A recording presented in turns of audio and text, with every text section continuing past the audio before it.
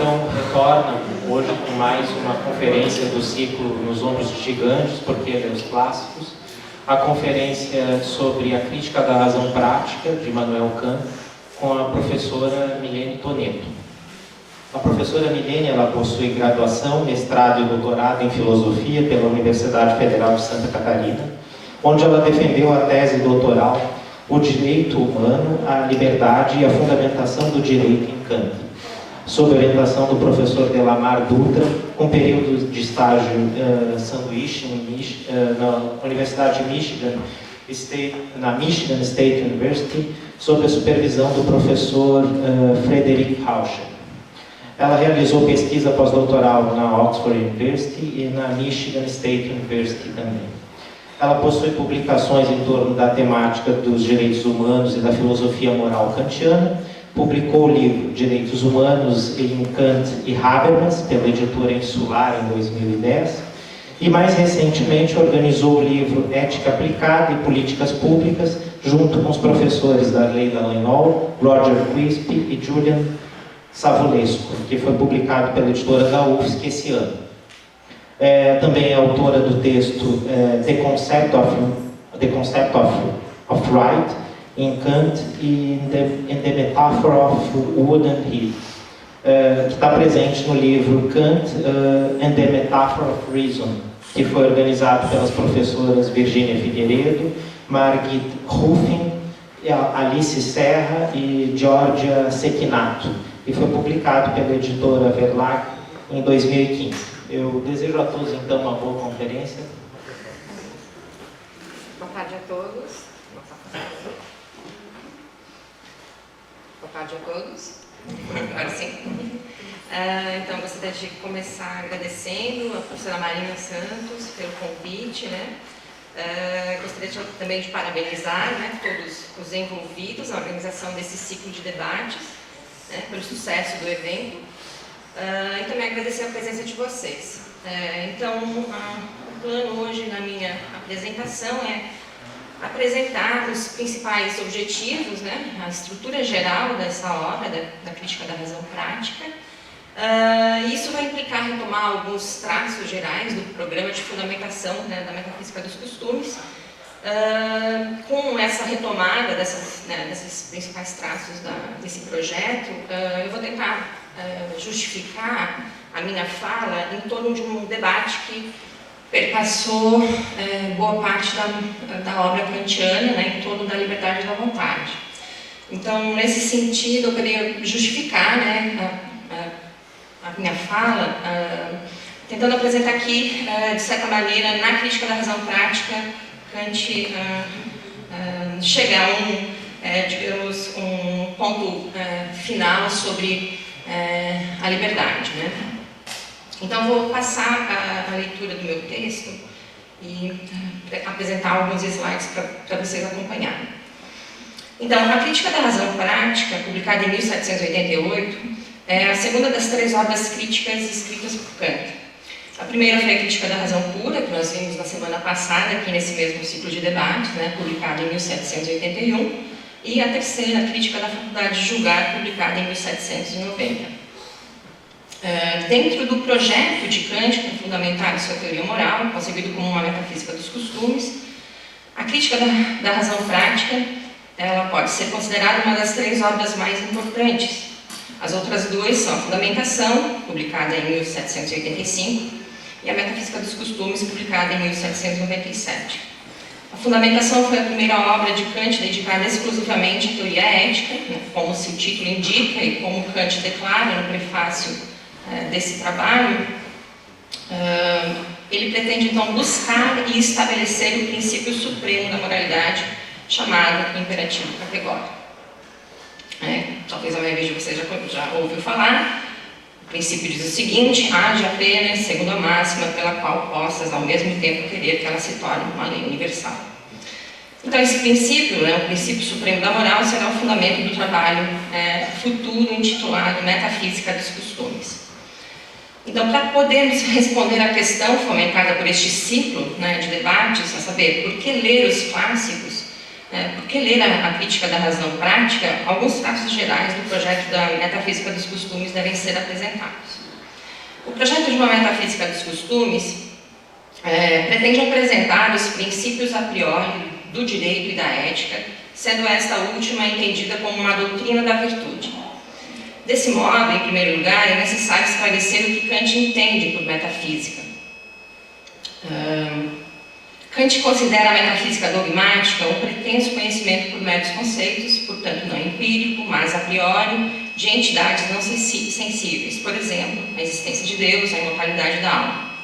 Por outro lado, Kant também fala de uma metafísica crítica enquanto exposição a priorística de conceitos, tais como espaço, tempo, categorias do entendimento, princípios puros da moral e da natureza.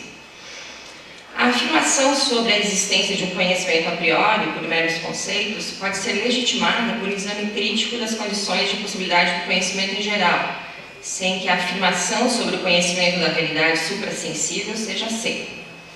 Para isso, basta que o conhecimento a priori, por meros conceitos, seja restringido a conceitos de objetos que possam ser dados empiricamente. Kant aceita a ideia empirista de que não existe conhecimento antes no sentido temporal da experiência, tal como aquela sustentada por Locke e Hume, mas que todo saber começa com ela, quer dizer, com a observação dos objetos. Mas disso, Kant sustenta que não se segue que todo conhecimento derive no sentido lógico da experiência. Desse modo, é verdade que para começarmos a ter conhecimento precisamos ter intuições, isto é, representações singulares de objetos externos à nossa mente, que são combinadas e subsumidas às categorias, ou seja, as representações por características comuns desses objetos, enquanto formas puras do entendimento. Mas também é verdade que o conhecimento humano consegue progredir independentemente da experiência. Para Kant, os objetos da metafísica dogmática não são passíveis nem de intuições sensíveis, nem de determinações a partir de conceitos do entendimento. São apenas ideias, puras da razão, isto é, são destituídos de conteúdo cognitivo empírico. Desse modo, Kant entende por conhecimento a priori aquele que são independentes de toda e qualquer experiência. Ele também menciona que a necessidade e a universalidade são indícios seguros de um conhecimento a priori. Ou seja, o conhecimento a priorístico é necessário porque não poderia ser diferente, e universal porque pode ser aplicado a todos os objetos de um determinado tipo. Desse modo, a priori significa independente, logicamente, da experiência e não antes do sentido temporal dela. Portanto, algo é a priori, se for independente da experiência, necessário e universal. Desse modo, dizer que um princípio moral vale a priori não implica dizer que ele vem antes da experiência moral, mas que pode ter uma origem independente dela e, mais importante ainda, receber uma justificação sem um recurso à experiência. Esse é o resultado da crítica kantiana. Por um lado, ela aceita a possibilidade de pensar sem contradição entidades não sensíveis, mas nega a possibilidade de afirmar ou negar a sua existência. De acordo com alguns comentadores, pode-se afirmar que Kant precisa construir a sua teoria moral sobre os fundamentos de uma metafísica por dois motivos. Primeiro, os juízos morais têm que se basear em princípios a priori, porque eles dizem o que se deve fazer, independentemente de qualquer condição subjetiva particular da natureza humana, e por isso necessariamente válidos para tudo ser racional, isto é, para um ser capaz de julgar. Segundo, a aplicação de um princípio moral a priori pressupõe a existência de uma entidade não sensível, porque se aplica a uma vontade livre no sentido de ser capaz de se determinar por si mesma a fazer ou deixar de fazer aquilo que é prescrito moralmente. Desse modo, para avaliar moralmente as ações, temos de pensá-las de maneira contrária ao que acontece no mundo sensível, onde tudo ocorre segundo o princípio da causalidade natural. Isso significa que a sua filosofia moral não pode se basear em suposições empíricas, mas em fundamentos críticos. Outra observação importante para entender o projeto de Kant, de uma metafísica dos costumes, é de ordem metodológica. Kant deixa claro que a crítica da razão prática segue um método sintético de exposição, partindo de princípios morais para, através da lei moral, chegar à liberdade. Já na fundamentação, Kant adota tanto o método analítico quanto o método sintético. O método analítico consiste em proceder regressivamente do conhecimento moral comum até a determinação do princípio desse saber. Já o método sintético percorre um caminho inverso. A partir do saber filosófico, aplica-se o princípio a casos particulares. Por conseguinte, Kant irá estabelecer o princípio supremo da moral, tanto na fundamentação, né, como ele próprio escreve, pela simples análise dos conceitos da moralidade. Uma vez encontrado tal princípio, pode-se discutir quais leis jurídicas, quais virtudes seguem-se dele. Não se pode confundir o procedimento metodológico de Kant com a natureza do princípio da moralidade. Mesmo usando apenas a análise dos conceitos da moral comum, né, a fundamentação 1 e 2, na seção 1 e 2, disso resultará um princípio sintético a priori. Então, formulado como um imperativo, o princípio moral tem de ser considerado como uma proposição sintética, porque liga ao conceito de uma vontade imperfeita algo que não está contido nele, a saber, a necessidade de agir de acordo com o princípio moral. Então, uma das tarefas da crítica da razão prática será justamente apresentar, né, a justificação desse princípio quanto um princípio sintético a priori. Passo agora para o segundo momento do texto, né, para discutir o lugar da crítica da razão prática nesse projeto da metafísica dos costumes. Então, como eu mencionei, né, em 1788, 3 anos após a publicação da Fundamentação e 1 ano após o lançamento da segunda edição da primeira crítica, Kant publicou a crítica da razão prática. O plano de Kant para escrever essa segunda crítica como uma obra integral não foi amadurecido lentamente. O livro não foi muito antecipado e Kant parece ter decidido escrevê-lo repentinamente logo após a revisão da primeira crítica em 1787. Na verdade, para alguns comentadores, eu cito aqui Lewis Whitebeck, Ambrose Griff, Paul Guyer, Kant aparentemente não tinha previsto a necessidade de uma segunda crítica quando escreveu a Crítica da Razão Pura.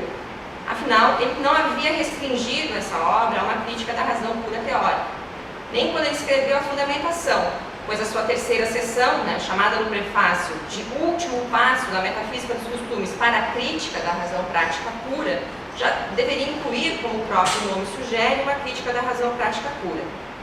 Kant revela também no prefácio da Fundamentação a pretensão de publicar em seguida, né, a Metafísica dos Costumes. Em seguida, a Fundamentação, ele tinha um plano de publicar a Metafísica dos Costumes. Então, ele diz o seguinte: no propósito, pois, de publicar um dia uma Metafísica dos Costumes, faço-a preceder dessa Fundamentação. Então, com isso, Kant não pareceu reservar um espaço para uma crítica da razão prática. Ao contrário, ele parece até mesmo dispensar esse trabalho ao afirmar que a crítica da razão prática pura não é de tão extrema necessidade quanto a crítica anterior da razão pura especulativa, porque a razão humana, no que diz respeito ao domínio moral, pode facilmente ser trazida a maior correção e detalhamento, mesmo no caso do entendimento mais comum, ao passo que no uso teórico, mais puro, ela é inteira e totalmente dialética. De acordo com Beck, presumidamente tudo o que Kant considerou como essencial num exame crítico da razão prática pura foi dado aqui na Fundamentação, pois numa carta enviada a Schultz, escrita 5 meses depois da publicação da Fundamentação, Kant disse que imediatamente começaria a escrever a Metafísica dos Costumes, algo que aconteceu apenas em 1797. Então, por que a decisão de publicar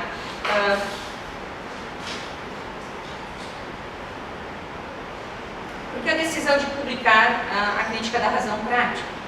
A razão mais convincente para explicar a publicação dela foi a circunstância de Kant ter ficado insatisfeito com o tratamento da liberdade da vontade na terceira seção da Fundamentação. De fato, quase toda a primeira parte da Crítica da Razão Prática é dedicada à prova da existência da liberdade da vontade a partir da consciência da obrigação da lei moral. Em relação a esse tema, pode-se estabelecer uma sequência tanto cronológica quanto argumentativa das principais obras de conteúdo moral de Kant para estabelecer o princípio supremo da moralidade. Na Crítica da Razão Pura, Kant procura salvaguardar a possibilidade da liberdade enquanto espontaneidade, distinguindo entre fenômeno e número. O fenômeno é o modo como o objeto nos aparece na sensibilidade e no entendimento, e o número é a coisa em si, pensada pela razão, independente de nós. Enquanto fenômenos, Todos os objetos são determinados por relações de causa e efeito, e nesse sentido, o mundo natural é completamente determinado causalmente. Todavia, não é contraditório atribuir a liberdade à coisa em si, e de fato, isso é até mesmo necessário para evitar o determinismo natural. Assim, a liberdade é a ratio essendi, é uma condição de ser da moralidade, como diz Kant numa nota de rodapé na Crítica da Razão Prática. Mas a crítica da razão pura, na crítica da razão pura não se prova que existam coisas em si. Por isso, na fundamentação da metafísica dos costumes, Kant não afirma que existe moralidade ou que o imperativo categórico é algo real. Simplesmente supõe que, se ele existir, ela terá aquela forma. Será exatamente a tarefa da crítica da razão prática provar que a liberdade é real e que a moralidade também não é uma mera ficção. É necessário esclarecer que, segundo Kant, há apenas uma razão pura, com dois usos, o teórico e o prático. A diferença fundamental está entre o domínio das leis naturais, que são descritivas, e o domínio das leis morais, que são imperativas ou descritivas. A crítica da razão prática, Kant prova a efetividade da liberdade através do facto da razão, isto é, a consciência da moralidade, sendo efetiva, é a ratio cognoscendi da liberdade. Em outros termos, temos consciência da moralidade e assim somos obrigados a nos determinar a agir a partir dela. Tal facto da razão é suficiente, segundo Kant, para garantir a efetividade da lei moral.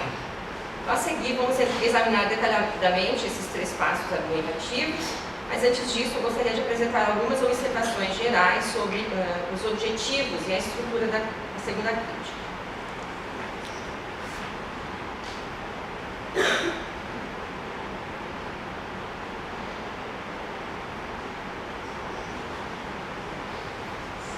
Bem, aqui vocês podem observar um esquema geral da estrutura da crítica da razão prática, basicamente, então, dividida em primeira parte e segunda parte. Primeira parte nós vamos ter, então, dois livros, da Analítica da Razão Prática Pura e a Dialética da Razão Prática Pura. A segunda parte do livro, então, chamada Doutrina do Método da Razão Prática Pura, apresenta, então, a conclusão da obra. Então, a gente começa a crítica da razão prática explicando por que o livro não se chama uma crítica da razão prática pura, mas uma crítica da razão prática em geral. O motivo, segundo ele, é que esse trabalho deve estabelecer a existência de uma razão prática pura, governada por uma lei apodítica da razão, que nada mais é do que a lei moral analisada na fundamentação. Para fazer isso, a crítica da razão prática deve, portanto, criticar toda a faculdade prática da razão para mostrar que a habilidade de determinar as ações não está limitada à razão prática empírica, embora o uso teórico da razão seja limitado pela sensibilidade empírica. A possibilidade da razão prática significa que os indivíduos não estão confinados a um mero uso instrumental da razão, quer dizer, a um uso da razão prática que visa a satisfação dos desejos que não são dados pela razão. Assim, a segunda crítica pretende mostrar que uma concepção instrumental de razão prática não diz respeito à liberdade de escolher agir de acordo com a lei moral dada pela razão pública.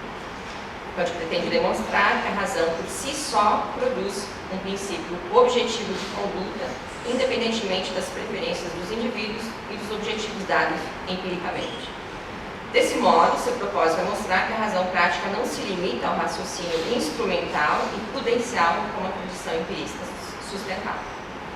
Então, a primeira tarefa da segunda crítica é mostrar que a efetividade do conceito de liberdade pode ser provada por uma lei da razão prática, isto é, a própria lei moral.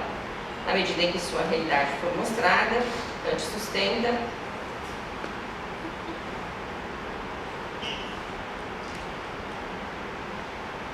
que o conceito de liberdade constituirá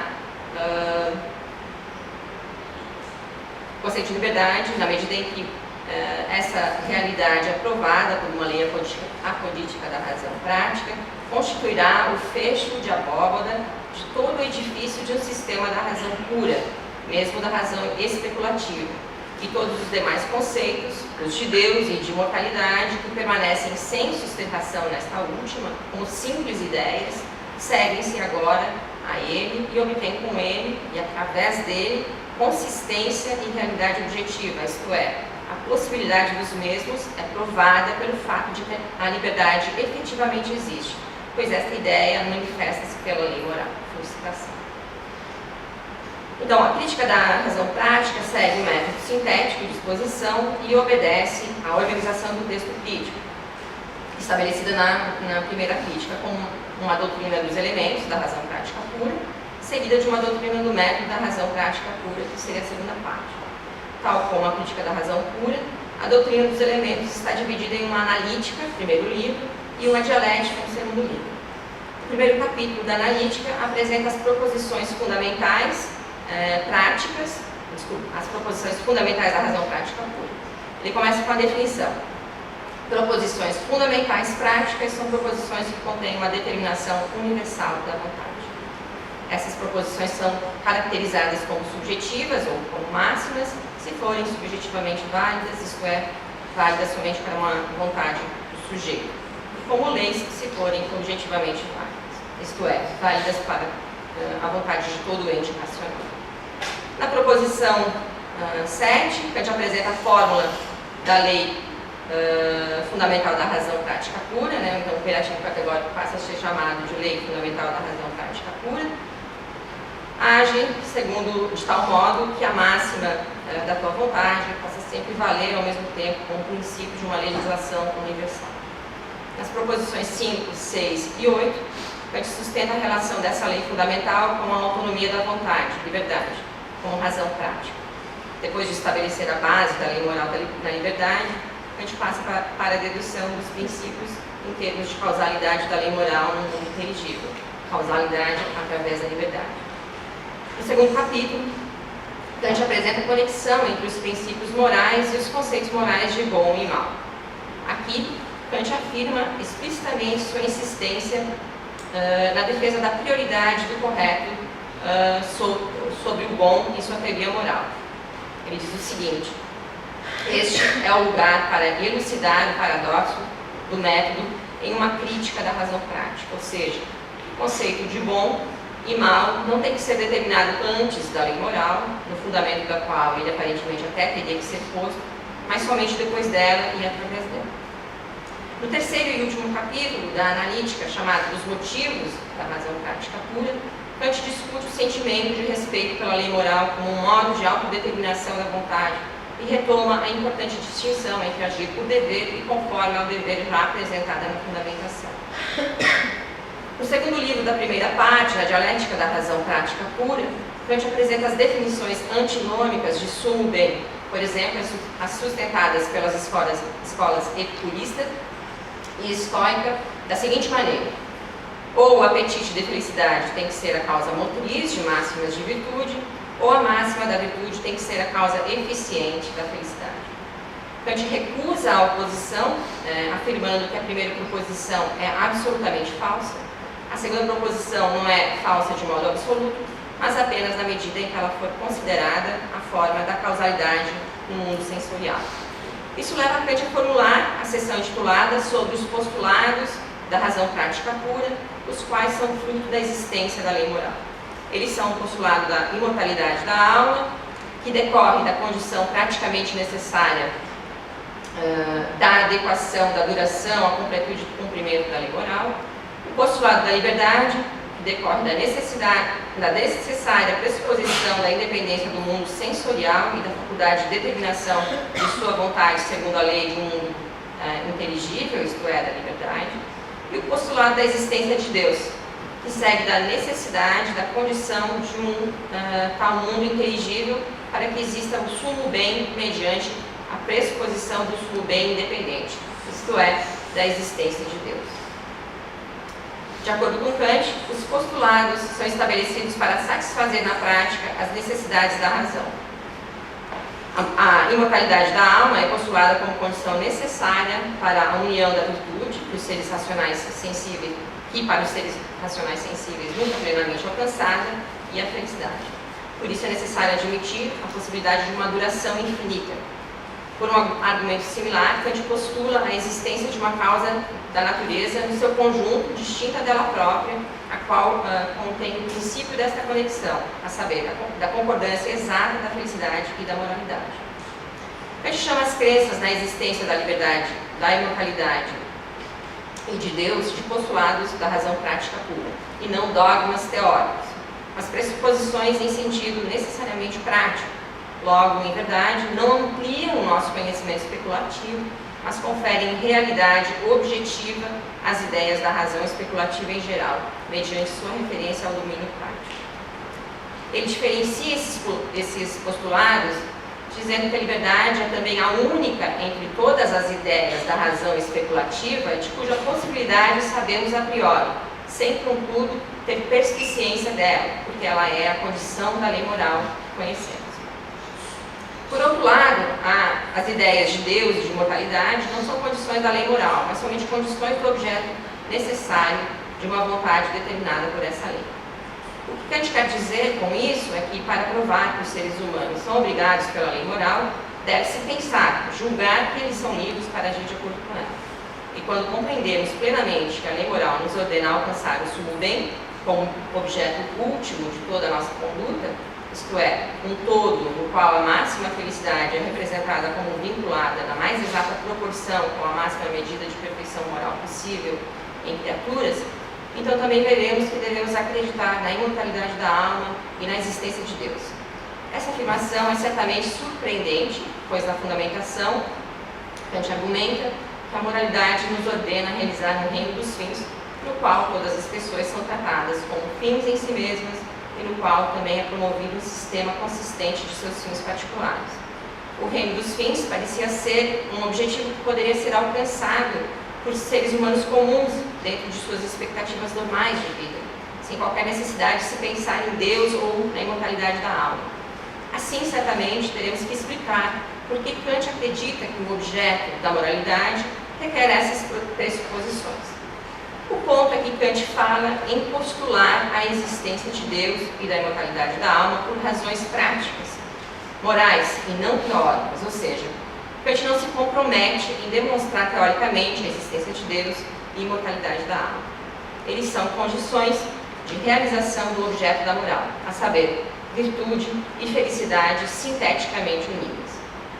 Muitas críticas e comentários foram endereçadas à segunda crítica, principalmente sobre os postulados. Dentre elas, pode-se destacar uma que o Nietzsche apresenta na obra A Gaia Ciência, que, para alguns comentadores, seria até sugestiva e inteiramente plausível. Vou fazer a citação dessa passagem, o parágrafo 335 da Gaia Ciência.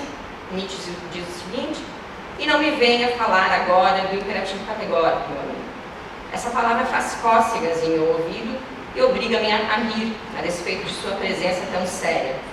Faz-me pensar no nosso velho Kant, que, como castigo por ter surripiado a coisa em si, também uma coisa muito ridícula, foi insidiosamente apanhado pelo imperativo categórico e se instalou em seu coração e o extraviou, levando-o outra vez de volta para Deus, alma, liberdade e imortalidade, tal qual uma raposa que se desencaminha e perdida volta para sua jaula, quando tinha sido a sua própria força e esperteza que haviam arrombado a sua jaula." Então, a segunda crítica termina com a doutrina do método da razão prática pura, sendo essa a sua segunda parte. Nela, a gente faz alguns comentários sobre a extensão da influência da razão prática ou o modo como podemos fazer a razão objetivamente prática ser também subjetivamente prática. Na conclusão do livro, encontra-se uma das passagens que são uma das passagens mais conhecidas da obra de Kant, que diz o seguinte: "Duas coisas enchem o ânimo de admiração e veneração, sempre nova e crescente, quanto mais frequente e persistentemente a reflexão ocupa-se com elas. O céu estrelado acima de mim e a lei moral em mim. Não me cabe procurar e simplesmente presumir ambas como envoltas em obscuridades ou no transcendente além de meu horizonte. Vejo-as ante mim e conecto-as imediatamente com a consciência de minha existência." Fim de citação. Com essas palavras, Kant refere-se aos dois maiores problemas abordados na sua filosofia. Em primeiro lugar, Kant quer saber como nós, criaturas que fazemos parte da natureza, podemos descobrir como toda a natureza funciona, inclusive as partes que estão bem além de nosso alcance físico. Em segundo lugar, Kant quer defender o valor incondicional que temos como seres racionais e não meramente naturais, para mostrar que o princípio fundamental da moralidade nada mais é do que a condição necessária e suficiente para realizar esse valor incondicional, e que estamos sempre livres para agir de acordo com este princípio. Então vamos agora analisar esse segundo problema, uma vez então que Kant dedicou a maior parte da segunda crítica a essa questão da liberdade. Então seguiremos essa sequência mencionada. Em primeiro lugar, analisaremos a liberdade enquanto espontaneidade. Em segundo lugar, apresentaremos a concepção de liberdade positiva. Em terceiro lugar, veremos como Kant estabelece a efetividade da liberdade. Então, na crítica da razão pura, Kant identifica a espontaneidade como um conceito análogo ao de liberdade. Na discussão da terceira antinomia e no problema da causalidade natural livre, ele refere-se ao sentido cosmológico e prático de liberdade. No sentido cosmológico, Kant entende a faculdade de iniciar espontaneamente um estado e cuja causalidade, pois, não está, por sua vez, como o requer a lei da natureza, sob uma outra causa que não a determina enquanto tem. Neste significado, a liberdade é uma ideia transcendental pura, que, em primeiro lugar, não contém nada emprestado da experiência, e cujo objeto, em segundo lugar, também não pode ser dado determinadamente em nenhuma experiência. O sentido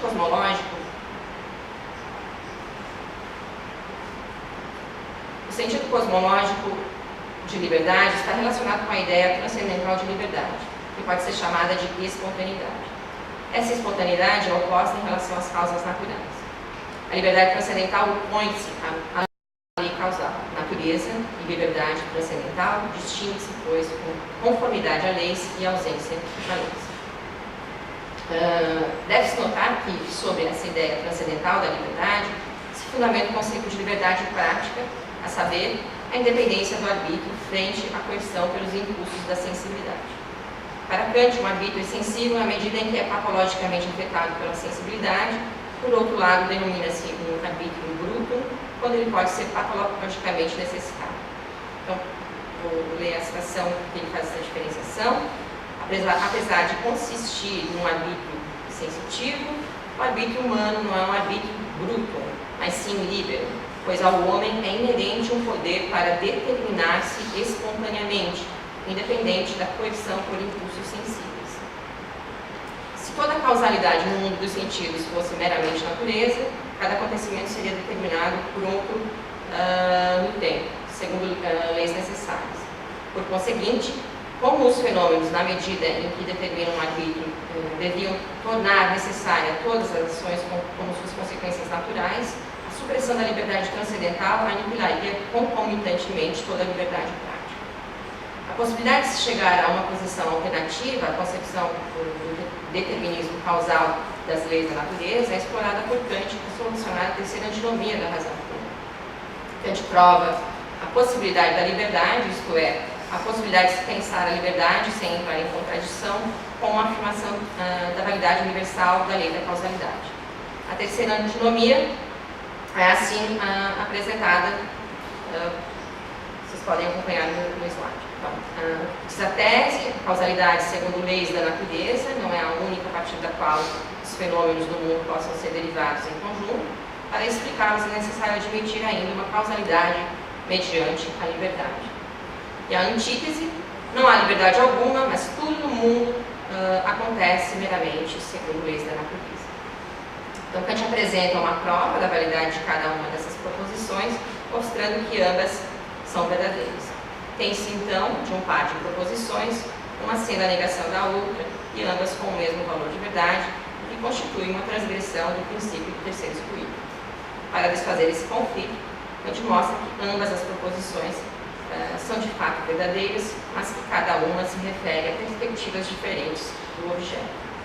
Assim, a causalidade é uma categoria a priori que se aplica ao objeto no fenômeno, algo dado na antítese. A causalidade por liberdade, que também é a priori, enquanto espontaneidade, é atributo do objeto tomado em si mesmo. A distinção entre fenômeno e coisa em si permite dissolver a antinomia entre liberdade e causalidade e admitir ambas simultaneamente. Se ambas são verdadeiras e a condição para tal é que elas se refiram a perspectivas distintas do mesmo objeto, seu aparente antagonismo advém de uma confusão entre fenômenos e coisa em si. Então, o que a tese pressupõe é verdadeiro, isto é, a liberdade deve ser admitida. Ao ser analisada a terceira antinomia, pode-se sustentar que, por meio do idealismo transcendental, Kant consegue mostrar a possibilidade lógica da liberdade da vontade. Contudo, nenhum de seus argumentos da terceira antinomia pode provar que a liberdade seja real. Quer dizer, o idealismo transcendental, por si mesmo, não consegue estabelecer a efetividade da liberdade da vontade, mas apenas sua possibilidade lógica, isto é, a possibilidade de formar uma concepção não contraditória da liberdade em relação à causalidade. Isso porque, para Kant, em geral, não podemos conhecer,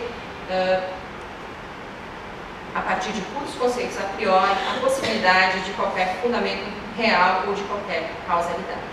Desse modo, o próprio Kant afirma que o que ele podia e interessava fazer foi mostrar que essa antinomia repousa sobre uma simples ilusão e que a natureza, pelo menos, não conflitua com a causalidade a partir da liberdade. A liberdade da vontade não pode ser provada empiricamente por conta do determinismo, nem pode ser provada a priori a partir de conceitos teóricos. Assim, nenhuma prova da liberdade da vontade pode acontecer no âmbito teórico. Isso pode implicar que ela deva ser provada somente a partir de argumentos práticos, como uma pressuposição necessária da vontade. Essa parece ser, então, a posição adotada por Kant na crítica da razão prática. Então, antes de analisarmos essa posição, precisamos ainda apresentar o conceito de liberdade positiva enquanto autonomia, que Kant apresenta, então, na terceira seção da fundamentação. Então, Kant começa a terceira seção, a fundamentação, afirmando que se pode formar uma concepção negativa da liberdade.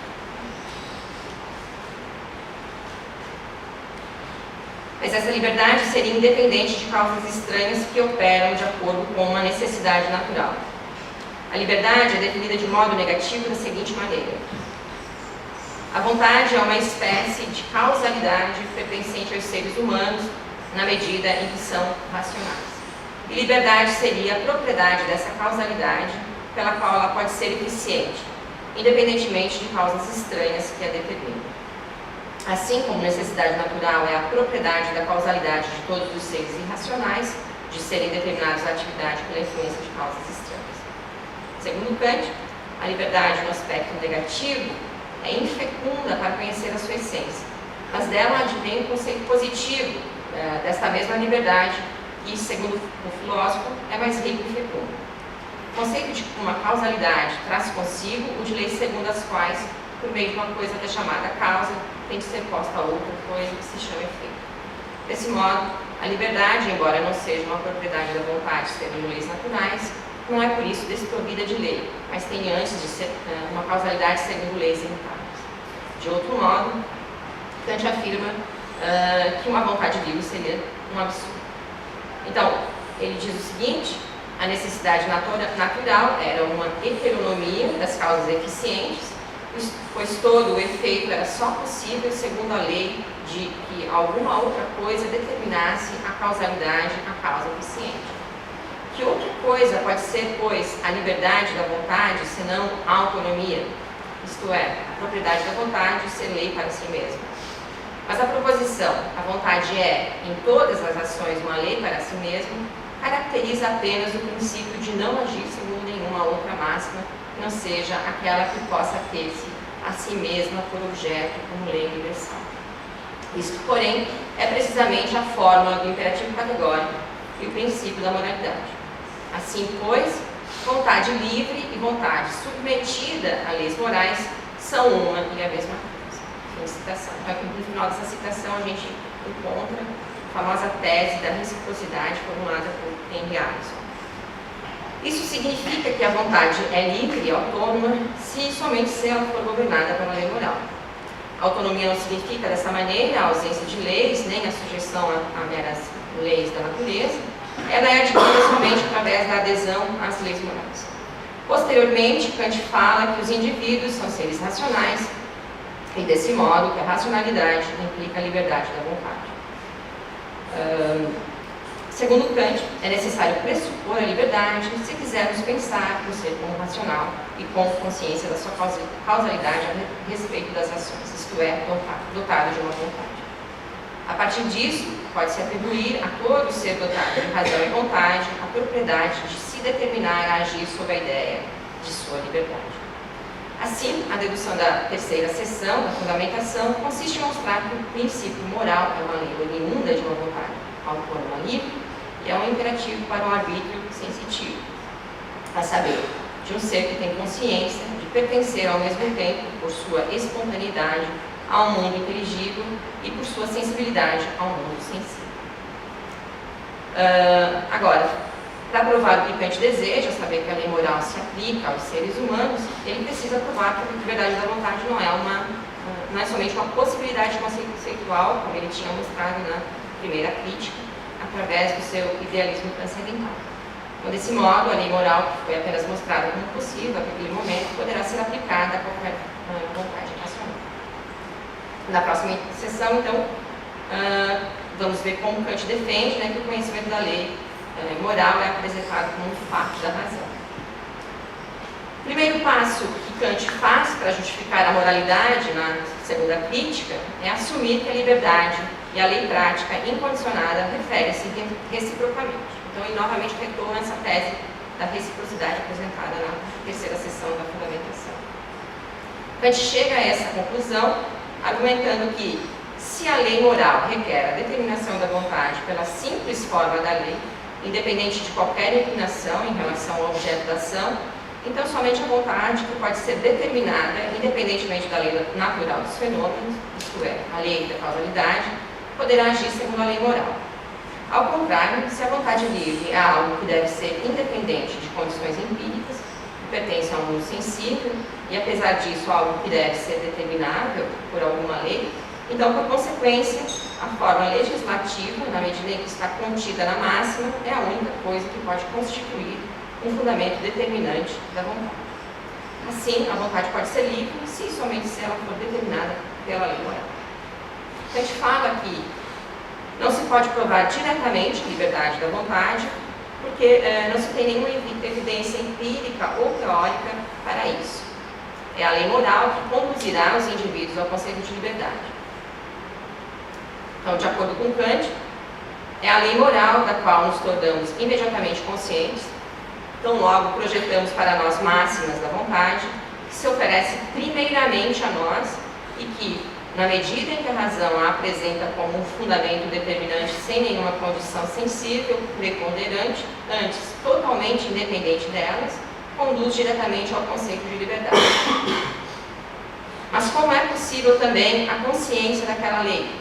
Podemos tornar-nos conscientes das leis práticas puras do mesmo modo como somos conscientes de pressuposições fundamentais teóricas puras, na medida em que prestamos atenção à necessidade com que a razão as prescreve a nós e à eliminação de todas as condições empíricas a qual aquela nos remete.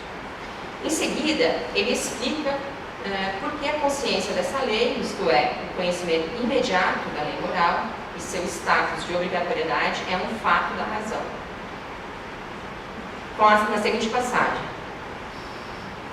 Pode-se denominar a consciência desta lei fundamental um fato da razão, porque não se pode sutilmente inferi-la de dados antecedentes da razão, por exemplo, da consciência da liberdade, pois esta consciência não nos é dada previamente, mas porque ela se impõe por si mesma a nós como proposição sintética a priori, que não é fundada sobre nenhuma intuição, seja pura ou empírica. Contudo, para considerar esta lei como dada, precisa-se observar que ela não é nenhum fato empírico, mas o único fato da razão pura, que, deste modo, se proclama como ordinariamente legislativo. Então, tendo caracterizado o fato da razão como a consciência da lei moral, deve-se agora tratar como Kant concebe o conceito de liberdade na crítica da razão prática. No início da dedução dos princípios da razão pura, Kant afirma que a razão pura pode ser prática por si, a razão pura pode ser prática, isto é, pode determinar por si a vontade, independentemente de todo o empírico, e isso, na verdade, mediante um fato, no qual a razão pura devera se prova em nós praticamente, a saber, a autonomia na proposição fundamental da moralidade, pela qual ela determina a vontade ao ato. Ela mostra, ao mesmo tempo, que este factum vincula-se indissoluvelmente à consciência da liberdade da vontade. Antes, é idêntico a ela. Com efeito, foi provado suficientemente em outro lugar que a liberdade, se ela nos é atribuída, transporta-nos a uma ordem inteligível das coisas. Em seguida, ele acrescenta que a lei moral demonstra não só a possibilidade da liberdade, mas também a efetividade em entes que reconhecem essa lei como obrigatória para eles. De fato, a lei moral é uma lei da causalidade mediante liberdade. Desse modo, a consciência da lei moral como um fato da razão demonstra a efetividade da liberdade. Kant argumenta que os seres humanos podem somente ser obrigados a fazer aquilo que se tem a possibilidade de fazer. As pessoas frequentemente dão desculpas pelo seu comportamento, dizendo que as inclinações são irresistíveis, mas, na realidade, elas não acreditam propriamente nisso. Essa é a ideia, né? Nós sabemos que, ele diz o seguinte, nós sabemos que podemos resistir a uma gratificação momentânea se a nossa própria vida está em jogo e, de fato, sabemos que sempre podemos escolher fazer o que é correto, mesmo com um custo muito alto. A consciência da lei moral, combinada com a crença de que se pode somente ser obrigado a fazer o que está ao alcance de ser feito, implica que os seres humanos são sempre livres quando agem segundo o que a lei moral ordena. A primazia da lei moral é conceitual, pois ela é precisamente nossa consciência de estar sujeito a ela. Uma consciência que se tem mesmo com a violação do seu comando, que nos torna conscientes da nossa autonomia e com ela de nossa independência do mecanismo da natureza. Esse é o modo, então, como Kant prova a efetividade da liberdade. Então, o objetivo principal desta minha fala foi apresentar de maneira geral a estrutura e os objetivos da crítica da razão prática. Para essa tarefa ser realizada, nós retomamos alguns traços do projeto de fundamentação de uma metafísica dos costumes, e a partir disso, então, vimos que a tentativa de provar a validade da lei moral está relacionada com um problema discutido em boa parte dos trabalhos de Kant, a saber, o problema da liberdade da vontade. Essa discussão termina, de certa maneira, na crítica da razão prática, onde Kant dedica a maior parte da obra para esse tratamento da questão. Então, resumidamente, Kant sustenta que os seres humanos estão conscientes da obrigação que a lei moral impõe, de modo a chamar isso fato da razão. A lei moral, como fato da razão, postula a efetividade da liberdade, diversa da necessidade de uma natureza. E assim, a liberdade torna-se a própria autonomia da razão prática.